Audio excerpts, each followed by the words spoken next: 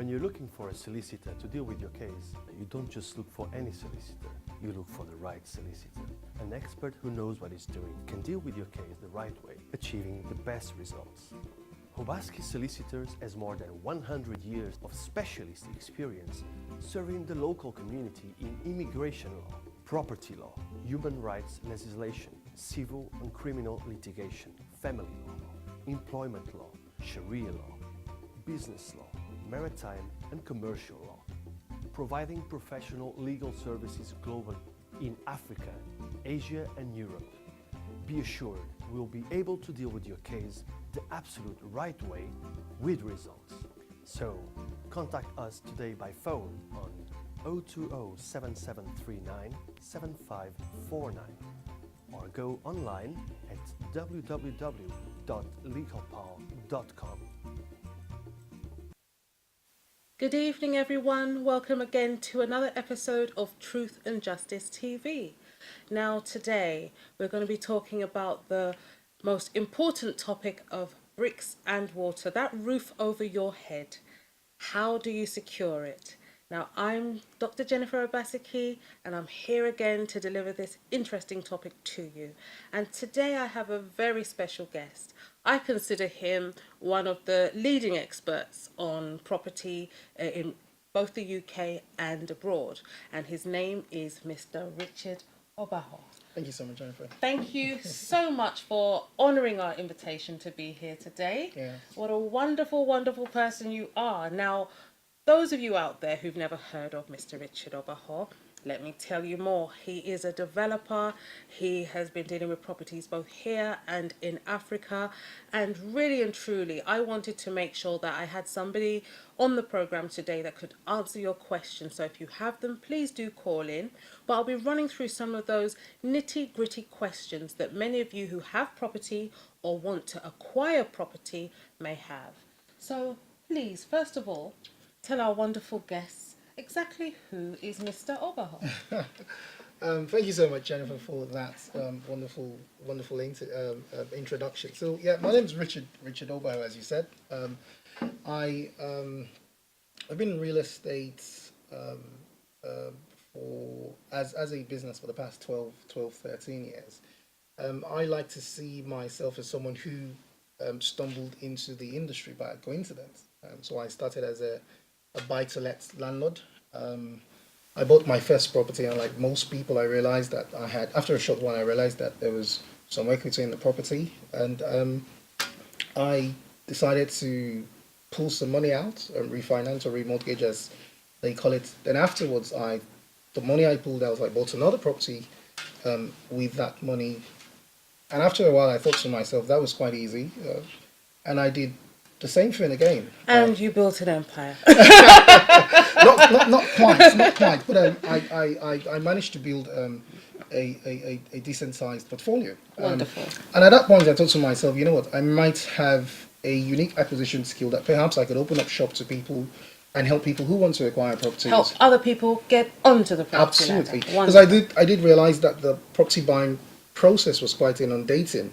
And if perhaps I could offer a hand-holding service, that could help, and that worked very, very well. Well, it's a very important decision. One of the few most important decisions one would make in your life. You'd make decisions, obviously, as to where you're going to go to school, who you're going to marry. Yes. And obviously buying a property, and obviously how many kids you might have if you have that as a choice. God might bless you with 6 or multiples of twins, etc. But actually making that decision to buy a property can be overwhelming for some people. Yes. And imagine nowadays in the UK, even in the Metro today, I think there was an article as to the fact that most people might never be able to afford a property. That's most young people setting out in their mid-20s to 30s may never, ever be able to buy a property, even though the government considers it's putting schemes in place that are going to make property affordable. Sure. What would you say to that young mid-20s to 30 couple or individual that's thinking about buying a property? What are the first few considerations or top 3 considerations that person should have? Okay. So It's the very first one I'll say. I mean, that's the very first lesson I learned. That was the very first lesson that we were taught when initially I came into real estate. I was told to buy right. Meaning? Meaning, yes. So you want to make sure that you pay the right price for the property. Now, simply put, you want to make sure that you buy the property below market value. Now, what that allows you to achieve is that you can secure your position. So when you're buying a property and you've paid a reasonable price for it, no matter what happens, obviously there's a lot of Market can fluctuate, yes. Absolutely. But you are already at a position where you've bought below the market value, and as a result of that, whatever happens, you don't have to worry about speculation. Whatever happens in the market, you're in a very good position. You're giving yourself a buffer. Absolutely. I see. Now, the question which a lot of people would ask typically is, how can I find a property below market value? So I go to people, I say, look, go to local estate agents, go to auctions, just do your research, research, and that way you can buy right, and just keep on looking and looking and looking. Ask questions. There are loads of deals that are lurking around there that you don't get to see in the open market. Build your contact. Make a lot of contacts.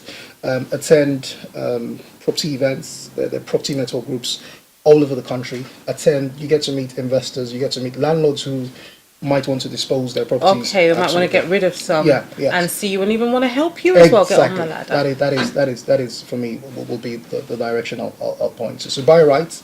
Make sure you create a very good network. Property is a people business, so you need to get out there and get people and talk to people and get to find out what people are doing, who's selling. Speak to your colleagues as well, because you might speak to a colleague and say, you know what, I'm looking to buy a property, and they might say, you know what, actually I have a friend, I have auntie, I have a sister that is in this position that wants to sell. So get to talk to each other. Put yourself in a position where you are seen as a professional, even if you're not a professional. But the more you speak to people, the more questions you ask, the more you let people know that's what you're trying to achieve, the better your chances of getting a very good deal. Now, you said something that's very interesting to me, which is these property events. Yes. Now, they're advertised all over the place. Now, how do you know the quality from the talkers, if that makes sense? Now, I see this as a very important question, because some events they're asking you to come and pay thousands of pounds, and you're like, hold on a minute, I'm trying to put thousands of pounds into a property. Why should I come and listen to you, who are maybe qualified, not qualified, I don't know, to come and listen to you talk about property? I just want to know the A, B's and C's. So which events should people go to, and should they be paying thousands or hundreds of pounds to attend them? Well, I mean, I'm of the view that you shouldn't pay that much. However, information is very expensive, as you know. Good information. Knowledge is power. Absolute. Knowledge is power as well. Knowledge is power. However, I'm of the opinion that rather than pay exorbitant fees for such events, but if you can do as much research as possible on your own, then you're better informed. I mean, if at the end of the day you need to go out and pay for one of these courses, at least you're in a better position in terms of what you are trying to achieve. Yes, as you rightly said, So it could be I up to think £5,000-10,000, but some of you £5,000 to £10,000 for these courses. I think some of you need to do your ABC. So get to know exactly why is it you're buying the property. Is it for retail? I mean, commercial? Are you going to live in it? Is it for you as an investment? Think about what the purpose is, and then think about, okay, how do I finance this property? Do I now think about getting my mortgage on my own, with my partner, with my best friend, with my sister? Again, getting advice on the way you actually acquire that finance is important. How do you protect yourself? What if the person that you go into this property purchase with goes bankrupt, or is not a very good person and decides to try and sell it under you? You know, you've got to also protect your interest once you've acquired it. So getting proper legal advice around the acquisition of property is important. Now, I did mention it, finance. Many people feel that acquiring property is way above their head. And for example, now we see the prices rising.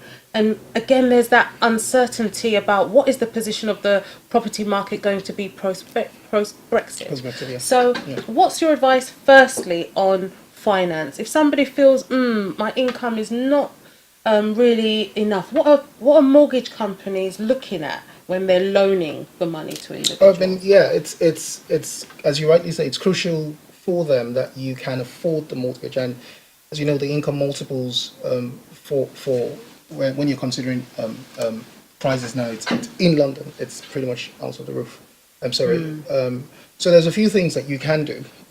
You can go on a few schemes. There are a few schemes available at the moment. The Help to Buy scheme. Help to Buy, it's out there. Yeah, it's out there as well. You can buy from housing associations where you can buy stakes. Okay, percentages of Absolutely, ownership. yeah. So you There's can a own 25% of shared yeah, ownership. Yeah. So that's helpful as well. And you can buy with family and friends, but you did say if you are ever going to do that, you need to make sure that you're protected in terms of the legalities of it. So that's very, very crucial as well. Again, you can move slightly. Excuse me. You can move slightly out. So you can go to the outskirts, places like Kent and Essex, where the prices are compared to London. Inner city London, a bit cheaper. Yeah, they're a bit cheaper. And that way, commuting from Essex to London or from Kent to London is probably about 20, 30 minutes, depending on what you're coming from. You know what I was saying to myself? Which is sometimes commuting across London can take longer than Probably commuting. longer, actually. I mean, I live coming in from the outskirts of London. So don't discount those properties on the outskirts. Absolutely. I mean, I'll tell you that. I live in Essex. I live in a small village called Langdon, and I don't know if I should say that.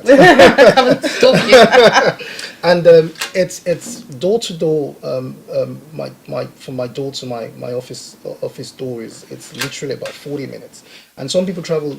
Within London, longer than that. So that's a consideration as very well. much so, very much so. And you've got to think about things. I always say the quality of life. The quality of the air you breathe, even nowadays in London, is quite polluted. No doubt it can be quite convenient if you live right in the heart of London for the work you do. But if it's not essential for you to be right in the heart of London, then why cut off your nose to spite your face? Start looking at places like Milton Keynes, 30 minutes into Euston. You know, if you really think about your budget and see that you can get a 5-bedroom house, Milton Keynes, Luton, or Essex or Kent, then why are you struggling to kill yourself to stay right in the middle of the London and breathe all that pollution? Yeah. So that's finance. We talked about finance now, and making sure that you go to a qualified financial advisor is essential. Many people in the past have been, let me say, reprimanded, and other companies deeply fined by the government for mis-selling finance. And that's where somebody doesn't look at your budget properly, stretches your income, and puts you in a position where you are definitely going to fail or miss your mortgage payments. You don't want to do that. Just because you want to live in a 5-bedroom house, you've got to do it within your budget. Now, what I'd say to you is this: you must go to a qualified financial advisor when it comes down to getting mortgage advice. And you can go to your local Google, or you can actually ask within your bank, and they should be able to point you in the right direction. Now, we're going to take a commercial break, and we'll see you very, very shortly. And when we come back, we're going to be asking Mr. Oberhart about some of his own personal projects. So see you in a minute. When you're looking for a solicitor to deal with your case, you don't just look for any solicitor, you look for the right solicitor. An expert who knows what he's doing can deal with your case the right way, achieving the best results. Hobaski Solicitors has more than 100 years of specialist experience serving the local community in immigration law, property law, human rights legislation, civil and criminal litigation, family law, employment law, Sharia law, business law, maritime and commercial law, providing professional legal services globally in Africa, Asia and Europe. Be assured we'll be able to deal with your case the absolute right way with results. So contact us today by phone on 020 7739 7549 or go online at www.legalpal.com. Welcome back. Thanks for joining us again. And today my special guest is Richard Oberhart, and he's here to answer questions about buying property. Now, Mr. Oberhart, many of us diasporians, if you call us like that, have had the call to come home. Our leaders are saying Africa's not that bad, come back, buy property, and there have been some horror stories I've heard, and I'm sure you must have Of course, heard, yes, about yes. people sending home to money to relatives about properties and then getting there and not finding properties, or finding that they've been missold properties. Now, when buying abroad, especially in Africa, what would you say are the top three things people should look out for? Absolutely. Okay. Now, just going back to my intro that I gave, when after a while we did realize that there was a huge market, not just for people. I'm going to address that question, but I'll just take us back a little bit. So there was a huge market in Nigeria for people who wanted to own properties here in the UK. So I used to attend to that market. I used to go backwards and forwards to Nigeria to do that. But in that process, I also realized that there was a huge number of people who were looking to buy properties in Nigeria, but they had a lot of issues. And like you rightly said, one of the fundamental issues that they had was trust. Trust. Now, who to trust? Now, typically what people will do before now will be they would go to family and friends Yes. and say, you know what, I'm looking to buy a property. Help me. Help me buy Help a property. me. You know, and these people are not professionals. These people are not experts. These people are just family and friends. That's what they are. And we did realize that a lot of people got burnt by doing that. Robbed. Absolutely. Robbed. In Let's short, just say it. The families or friends fleeced them. Stole their money. I No was speaking, property. I was speaking to a friend. I was speaking to a friend of mine, and he says to me, he says he was trying to build a property back in Nigeria, and the transaction was conducted by his dad, and he was saying to me that his dad just literally Risked him and robbed him. just sort of. I you know, say it and I laugh, but I don't mean Yeah. to. And Yes. it's very sad, but these Yes. things happen. Yes. And we're just really asking you today, how Absolutely. do we avoid this? Absolutely. So he goes, that's the challenge. And what do I do? And I go, well, this is the same stories that I'm hearing right across. So the very first thing we say to people is, you need to work with a professional company. You need to work with a company who knows what they're doing, who is set up specifically for this. And that's where we come in. So key thing number one is trust. Who do you trust? And that's where we come in. So you're dealing with a company, not an individual. You're dealing with a company. We're property developers. We've been developing properties here in the UK for the last 12 years. Then number two challenge people have is the build quality. Quality of finishing. Which is Yeah. a key thing. And again, where we come in, because we have been building properties here in the UK for the last 12 years, we're working in environments where by default, we must do it right. By default, we must work to a very, very high standards. So that has helped us, you know, when we're building in Nigeria, we come to the market with that mindset, With that standard, with that standard, quality. that quality standard. So key thing is, because we build homes in the UK, we are able to sort of replicate our processes, our standards. And back know what in the Nigeria. customer wants as Absolutely, well, I guess. absolutely. Because again, we work with most people who are typically based in diaspora. We know exactly what they want. We know the sort of designs that they want. And the third thing, which is very, very fundamental, is costs. So most people don't have all the money upfront to buy the land and build, and that's where they have a lot of challenges because they have to have the money in bits. So what we've done is, because we know that we're dealing with people in the diaspora who are used to a certain type of a certain process in buying a property, which obviously the mortgage is raising a small deposit and Paying it off. paying it over time. So we've implemented that. So we have a scheme where, similar to the way you buy properties here in the UK, you can put down a deposit and you pay the balance, Instrumentally? over time, and that has Really? worked. It has worked fantastically well. Now, I don't think that a lot of diasporans realise that you can open your accounts once you've got your BVN number in Nigeria, your bank verification number in Nigeria. You can then start to send money home, save money, and do your financial transactions with your account quite securely.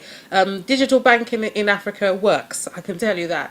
And at the same time, the one key thing is friends and family are fantastic, but they're not necessarily the professionals you need when you're dealing with such an important topic. As I've said, acquiring property is one of the most important decisions you'll ever make in your life. You need to make sure you have professionals on board to help you secure that investment properly.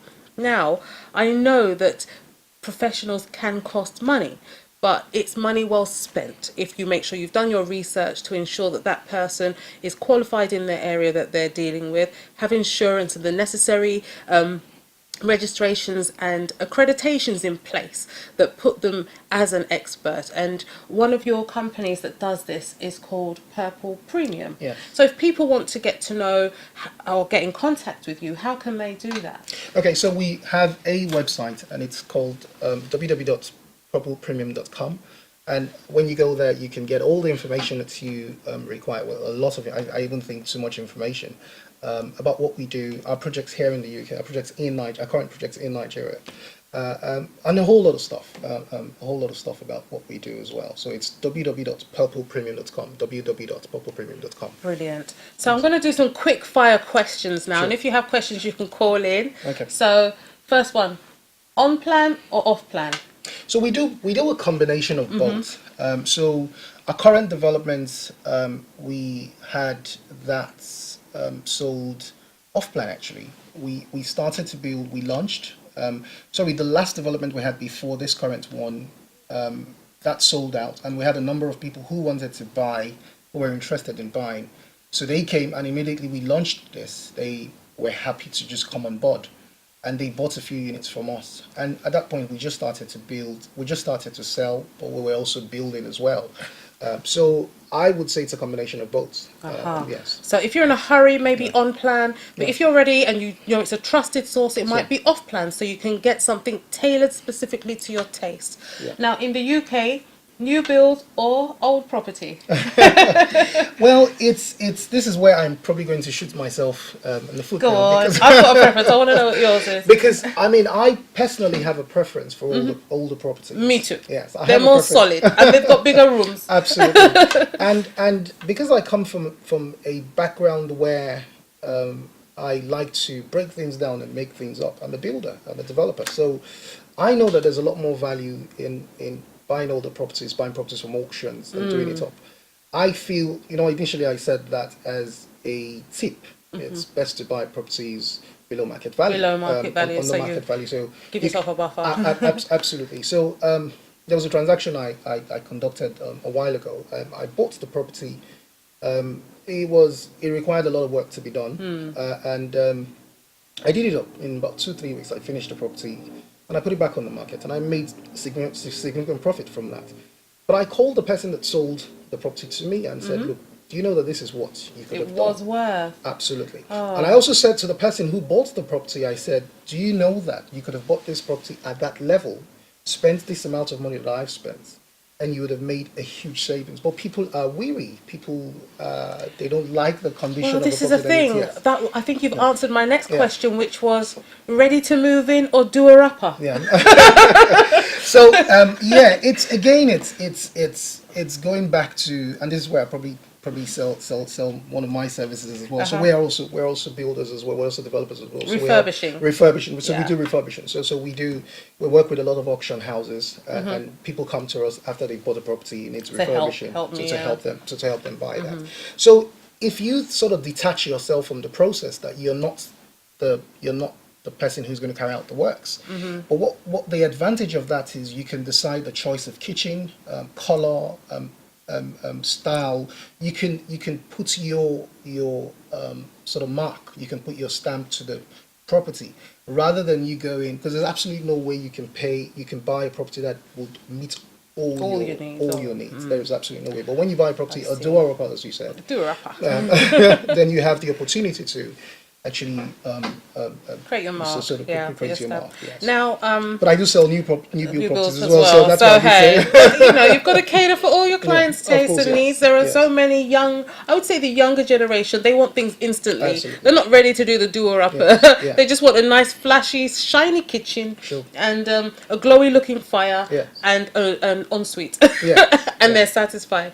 But on a serious note, the remodeling and refabrication in Nigeria is another big area that's booming at the moment, and in Africa generally. Yes, a lot of the African, let me say, population like the new builds, ones that can afford it. But those that can't and just want to upgrade their properties, is that a service that you offer? Is that something that's actually, would you say, more economical if people are not able to buy? Or back in Nigeria or here? Both. Let's take it both. So I'll tell you, I'll start with here. So what we've realized over the last sort of year or two is that people are sort of, again, because of not the uncertainties associated with Brexit, not knowing exactly what to do. So people are Going to holding, happen to the property market. absolutely. So they're holding Yeah. back. They're not going ahead to sell. And what we've realized is that a lot of people are now sort of trying to expand Or improve on what they've got. improve on what they've I got. see. Yes. So and that's helped out. So what we're doing for a lot of our clients is we're helping them increase their space. So we're either going downwards or we're going upwards into the Basement or Yeah, loft? absolutely. I Or side see. or sideways or front way. So that's helped out a lot. So people are these clients of ours are saving on the associated moving costs. I see. And again, they've sort of retained the value of the property by Or increase the value yes, of their increasing the property value of the by property. expanding. Absolutely. So that's been quite popular to us. So a And- lot of people are doing loft conversions And now. Nigeria? And Nigeria, no, Or that is Africa? no, that is not a market that we've actually delved into in terms of improving. So we're just buying. So we've had a few transactions where, but it's not something we've really started to do. All we're doing in Nigeria now is just buying land and building and Okay. selling. So yeah. if you've got some projects ongoing, what could people Yeah. and people that are interested, Okay. what do you have on at the moment? So What's available? in Nigeria, that's one of our brochures. This is an estate in Shogotedo in Lekki. It's www.woodburyestates.com, woodbury-estate.com. That's an estate in Monastery Road in Shogotedo Lekki Express. We're building a combination of 4-bedroom terraced houses, 4-bedroom semi-detached houses, 2 and 3 bedroom flats. That's available at the moment. Here in the UK, where we've got a current development in Stoke-on-Trent. Oh, Yes. that's actually quite. I was there 2 weeks ago. Oh, okay. Yes. Coming So- down from Birmingham, so Yes, people yes. don't realise that Coventry, Stoke-on-Trent, all that parts really of Yes. Staffordshire have actually had quite a bit of regeneration. They're Yes. very good commuter towns. So if you're working, let's say if you're working as a place on placement, so if you're doing contracting as a nurse, as a computer programmer or IT, or in any kind of industry where you're actually placed in different regions, being centrally based makes you more attractive to different agencies and different organisations. So actually the Midlands areas around there are quite a good base if you're just in the UK, not really bothered about living in any central town. Yes. And this is one of the I places think- that actually is I think- overlooked, yes, quite exactly. greatly I mean, overlooked. and even transiting into London, it's not too bad. I mean, a typical example is Stoke-on-Trent. From the trains from Stoke-on-Trent go into Euston in about an hour 25 An hour minutes, plus, yeah. which is not too bad.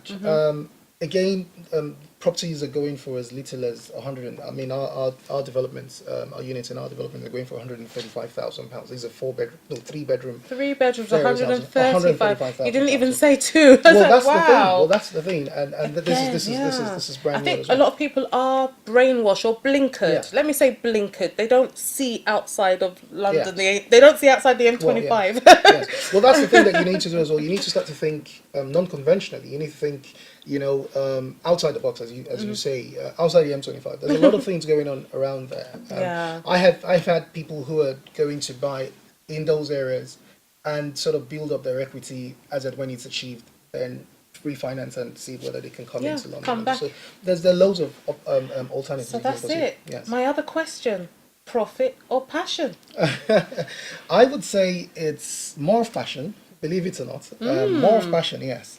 And because some of the things that I do, I realize that it has to be passion driven, because If it's not, you can't do it. You won't be doing it well. Yeah, you won't be You've got to doing be it well. highly Yeah, invested, absolutely. emotionally Absolutely, invested, absolutely. physically invested. However, but that is about, to Yeah. do all that, you have Yeah. to have passion.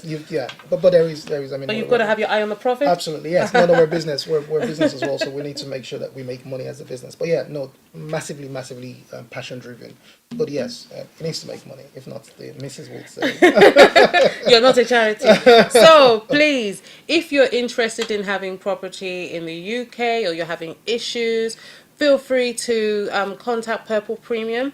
But if you have any legal matters, you want to discuss an issue you've had with bad advice, wrong advice from a financial advisor, or you're querying the structure, how should you legally structure the ownership if you're buying with people, then you can contact the Obaseki solicitors. We have an expert team there that deals with conveyancing. Now, again, looking at the commercial market and also looking at Brexit.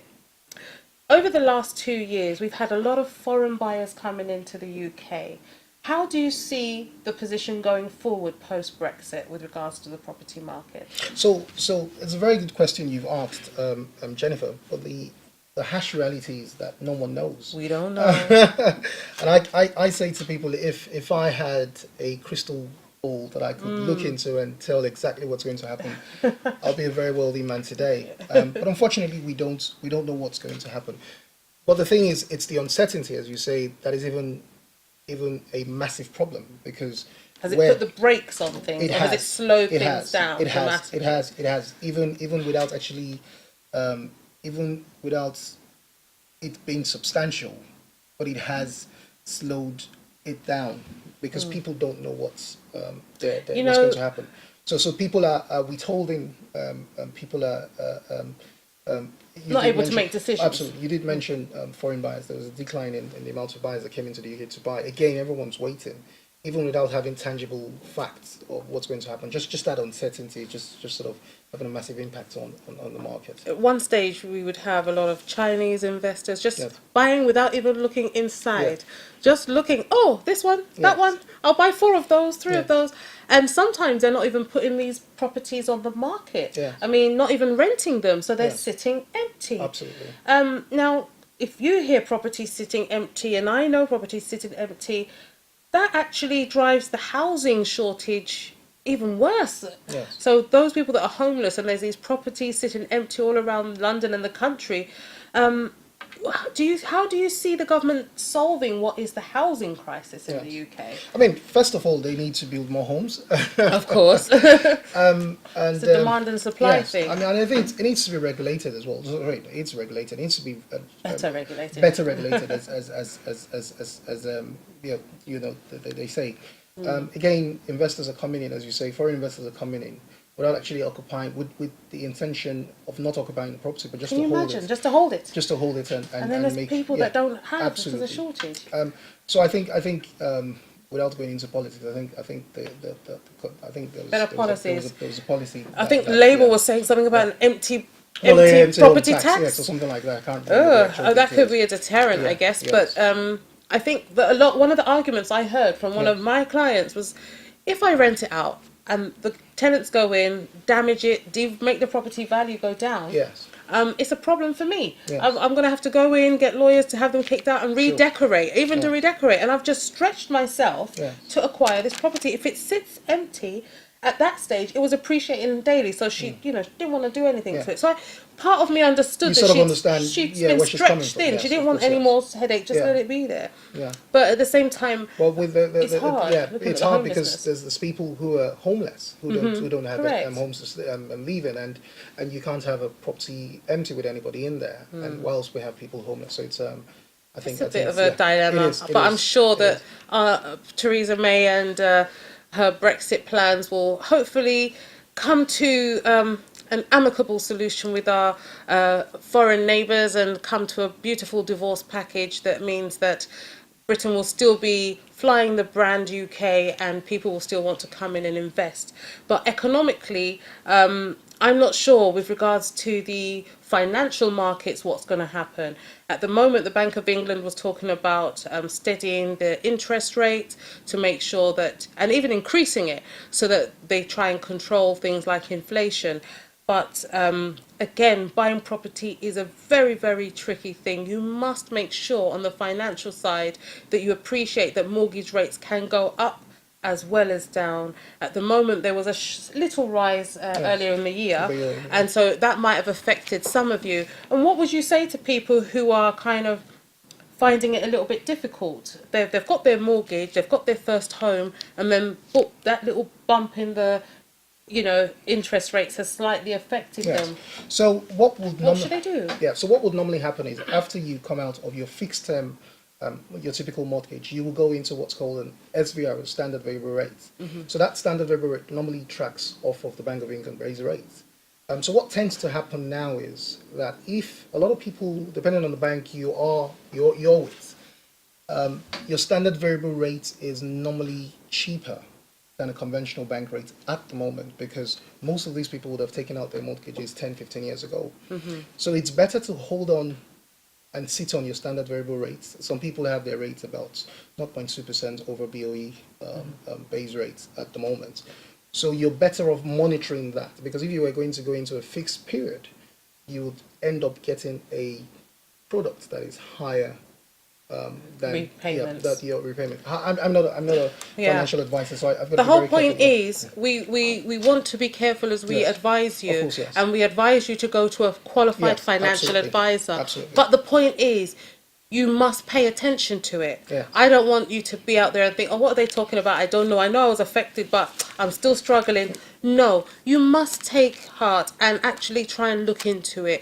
Go to a financial advisor, go to your bank and say, look, I'm actually, struggling with this. They might show you how to switch. The same way you can switch electricity providers, you can actually also look do that, at your mortgage yeah. companies and your mortgage rates and try to switch for a better rate. You've got to think about things like the term, the repayment amounts, and as I say, get that proper assessment from a financial advisor as to what you can afford, whether you want to be locked in for a period, you want to have a flexibility, whether you want it to be attached to the Bank of England base rate. But most importantly, you've got to look at your income and be truthful to yourself about what you can afford. You must never overstretch yourself, otherwise you find yourself in a position where you can't pay your mortgage, and as you know, once you don't pay, You get foreclosed. you get foreclosed and that property gets taken away. If people are in trouble, now anyone can be in trouble. What are the services out there that they might want to lean to? Okay. So if they're in trouble, they can't make these payments. Do you have any idea what they should do, where they should go? I think the first thing to do if you have money worries, there are quite a number of organizations out there that Yeah. can support you. What I do find, I mean, most people will initially go to Citizens Advice Bureau, Citizens Advice, and they yeah. would now tell them these are the available organizations that can assist them. There are some, like I think there's Money Matters, Money Matters, yes. and There's quite a so number, many yeah, different yeah, credit yeah, or absolutely. debt agencies Yes. out there to help you. Yes. Funny enough, many of them can go in and negotiate a Yes. break period with your Yeah, mortgage. absolutely. So if you go in, maybe there's sickness, maybe Yes. there's redundancy, Yes. hours have been cut. You Yeah. might be able to say to your mortgage company, "Look, I need a payment break." Yes, but what I'll say as well, Jennifer, it's important. It's massively important that you don't bury your head in the sand Exactly. and think that this will go away, because it doesn't. Don't put Yes. anointing oil on the debt collection letters. Because it wouldn't go away. It will. So you need to Face stand it. up and face it. So that's very, very, very important. And there's a lot of help. There's a lot of help Mm. out there as well. Yes. So please, you must take heart if you're having any issues, whatever it is. There's nothing, for example, me that's been in practice for almost 20 years has not seen. I've seen millionaires that have managed to have crisis after crisis and are struggling and become homeless. And I've seen people that have gone from being homeless and eventually built themselves back up and moved into mansions. Anything can happen. Do not bury your head in the sand, as you heard Mr. Obaho say. There are agencies out there, from the Citizens Advice Bureau through to Money Matters, and different charities that are set up specifically to help people who are in financial crisis. Now, there's arrangements that you can come to. You can come to voluntary arrangements. You can enter into payment breaks, as I said. But what's most important is that you make those communications. And if you don't know how to, go to an expert that can help you do them. Now, property. If people are thinking about buying and renting, so buy to lets, what considerations should they have? Okay. Now, buy-to-let is as you know, quite a very big business. But I also say to people that when you are, even if you're going into buy-to-let, you need to think about what's available to you as well. So going back to what I started with, you need to make sure you do your due diligence very, very well. You need to make sure you ask questions. You need to make sure you do all your research and find out what direction you can choose. So there's a lot of non-conventional approaches, non-conventional strategies that you can use even in buy-to-let. Like what? Explain. Some all of right. our viewers be like, "What do you mean?" Come closer. Well, this is will get very complicated and No, because just it's quite break it down. Break it down. non-conventional. Okay. So there's loads of options and loads of strategies that you could use. Number one, there's something called a rent to rent. Yeah, so you can actually, a lot of people don't know this. You can rent out a property from a landlord and rent the property out and make a profit on top of it. So I can come to a landlord and say, you know what, I know you're going through a lot of hassle to manage rent this, and manage you know, this place. I'll take the hassle from you Okay. and I'll rent it out for you. So that's what's called rent to rent. I mean, there's a bit more. Of course. Yes, It's not as simple as that. It's not as but you simple get- as you that. get it. And you can also use lease options agreements as well. I I don't know if you see. know about how that works.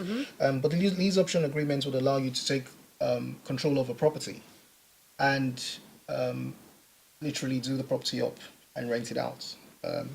And even sell as well. So I can go into lease options agreements with somebody. We agree a price, and I can say it's similar to a delayed completion. Yes, it's I've seen a lot of churches Yes. do that Yeah. recently, actually. Yeah. Now you mention it. Yes. Yes. Yeah, so and that way you can fix a price, and whatever you want to do to the property, if you want to refurbish the property, you want to extend, you could do that and sell the property, and make a profit. But it's a very, very good way of making, and creating income And by- securing that option to purchase securing that right Yes. right to acquire. Of course. Yeah. Yes, I mean obviously that's where you come in as the That's where expert. us lawyers create those contracts for you that secure that right to acquire Absolutely. at the right price. Absolutely. And So- the right to occupy while you're Yeah. doing it, yes. Yeah. So going back to that question you asked, buy-to-let is it's a very, very fantastic way of making money because it's passive income. You don't have to physically get involved in it. You know, if you do it right, then you need, and you are sure that you've done your figures well, then as long as you're in positive cash flow, then you're great. Positive cash flow just simply means that your income from the rental property is more than the mortgage you pay on a monthly Exactly. basis, and so long as it's positive, then you're good. So you've got to really think about your accountants and tax Yeah. advice on these issues. Yes. So every penny you spend to refurbish a property or maintain a property can It's be profitable. set off against your profit. Yeah. So you've got to make sure you also keep your books in order so that if they are inspected or when it comes down to producing those accounts, you can do so. Let me just ask you one other question in that same arena. We see this HMO, Airbnb, Yes. and the growth of this, let me say, short-term renting that's going on in London. Do you have any comments on that? If people are sort of thinking, for example, East London, that's a major area for short-term lets Yes. and HMO kind of things.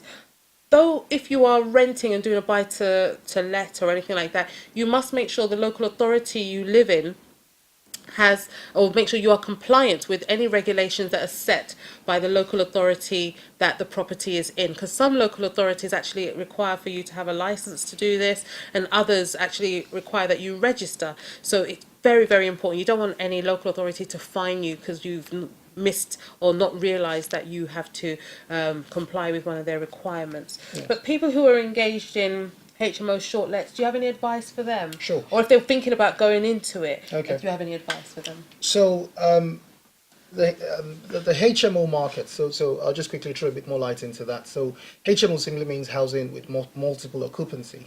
So what that typically means is when you're renting out a property, rather than renting it out to a single family, you're renting it out to on a room by room basis. Now, just to give you some estimate in terms of figures, where a typical single let tenancy could give you, say, a 7 or 8% yield, renting out the property via HMO can give you up to 18, 19% yield. 18, Yes, 19. absolutely.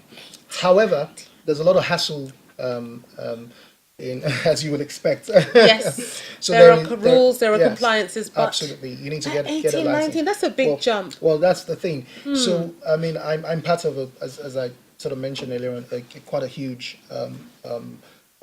investor group, and I would say 70% of us rent out our properties On a via HMO basis. because I say to people, you need to consider this as a vehicle. So you need to make sure that this vehicle gives you as much return as possible.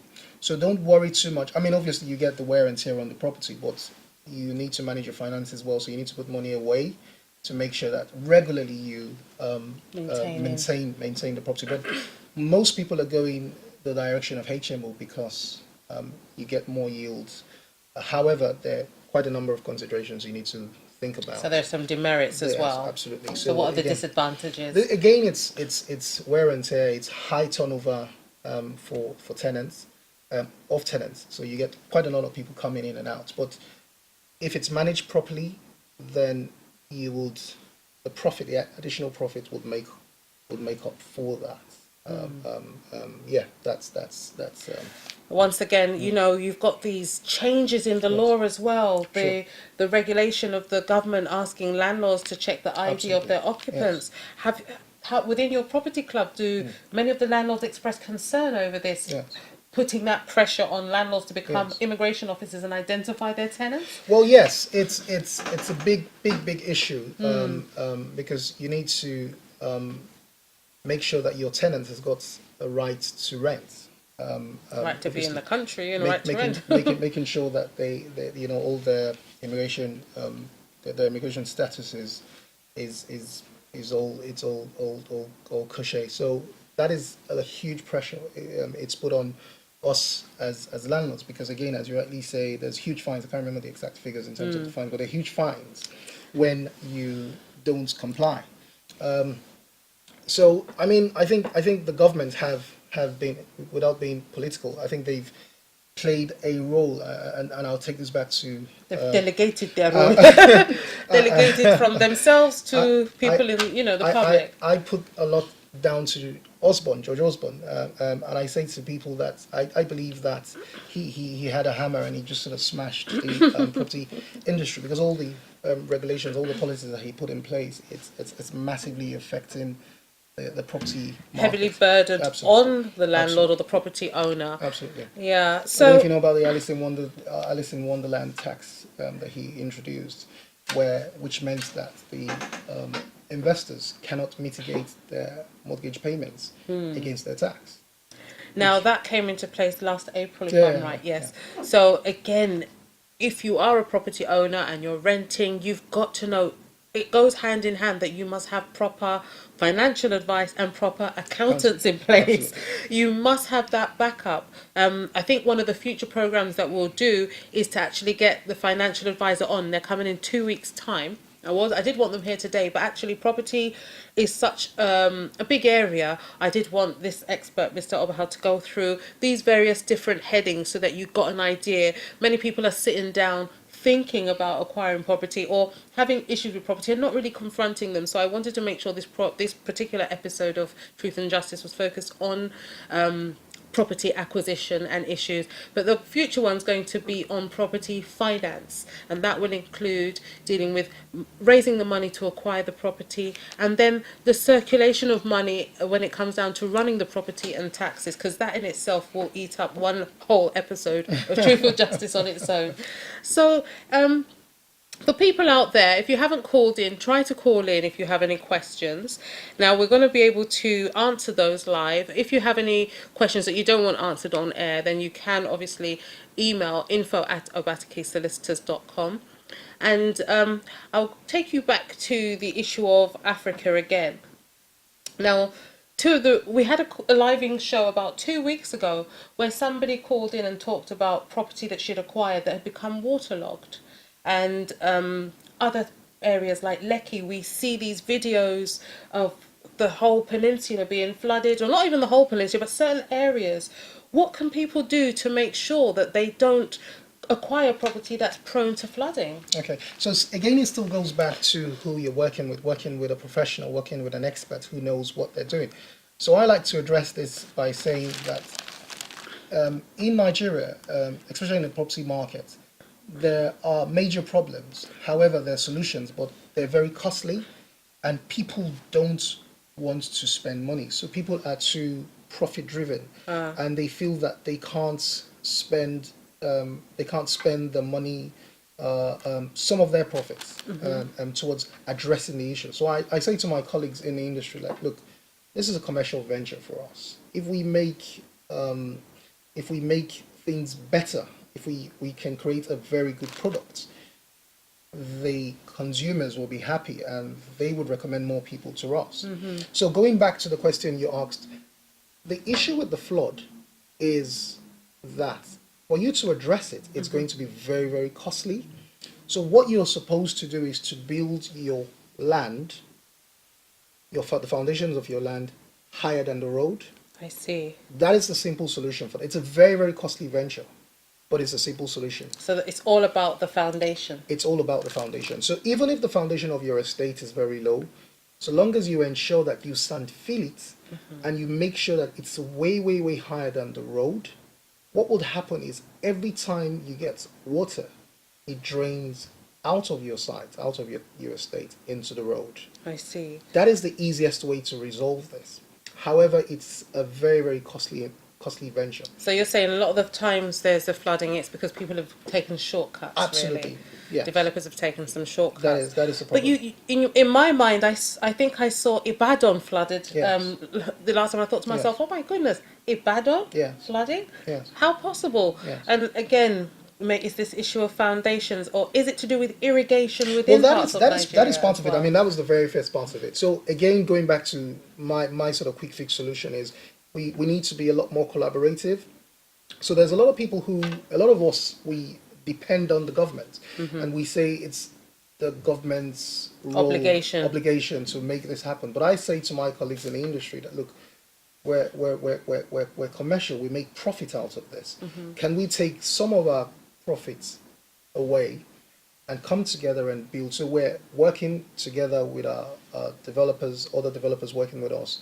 We're building roads, having all the infrastructure and irrigation in place, for us to make sure that we offer a better product to our consumers. Now, again, Yeah. one of my questions: Lagos Island or Lagos mainland? A big question, a good one, but I think it's a thing of preference, really. Really? Yeah. So some people have lived on the mainland all their life. Some people in the diaspora, they used to live in the mainland before they came abroad, and similar to people on the island as well. Somebody said to me, they don't call it mainland for any reason. It's because it's the main. Yes. But then again, all of those people that live on the island, they'll Yeah. say, no, Yes. they cannot live on the Absolutely. mainland. Well, that's the thing. But I've got a preference for the island. But again, I'll use my wife. She will never ever live on the island. She's a huge fan of the mainland. So it's a thing Really? of preference. Yes. So what we've done is where we, although all our developments at the moment on the island, but we're looking to start to develop on the mainland as well, because we know that there's a huge demand for people who want to live on the mainland. Now, though Lagos is quite saturated, are there any other states that people should really look at that are quite peaceful and, let me say, in blend with the kind of lifestyle that people have had in the diaspora that they may be attracted to? So it's mainly Abuja. It's mainly Abuja, really. Mainly Abuja, but again, it's a lot more pricier than other parts. Wow. Yeah. It's mainly Abuja. So there's been quite a lot of activity in Port Harcourt as well. But again, with the a bit of the violence, kidnapping and all of that. So people are starting to shy away from Certain other areas. those certain other areas. Yeah. Now, But mainly Abuja, yeah. Abuja, Lagos, London. As I've shown you, my special guest is your man. He'll be able to tell you what you need to know about acquiring properties in any of those cities. So thank you once again for being our special guest today Thank you, Jennifer. and providing us with bucket loads of information on acquiring property. Thank you. And as you heard, if you need to get hold of him, it's Purplepremium.com.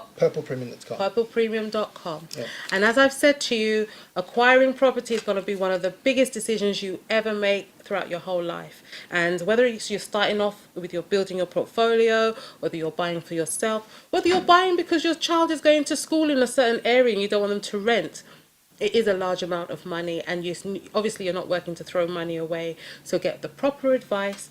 Make sure you also have the proper financial advisor so you're not stretched. Make sure you've got the proper lawyer that knows how to complete your conveyance, do the correct searches and registrations for you, and make sure that you acquire the property with the right legal security, especially if you're buying more than one person as a group or jointly with anybody else. As I've said to you, in the next 2 weeks, I'm going to be talking to you about financial services, and I'm going to be talking about financial services around property, loans, mortgage, and if you're in difficulty.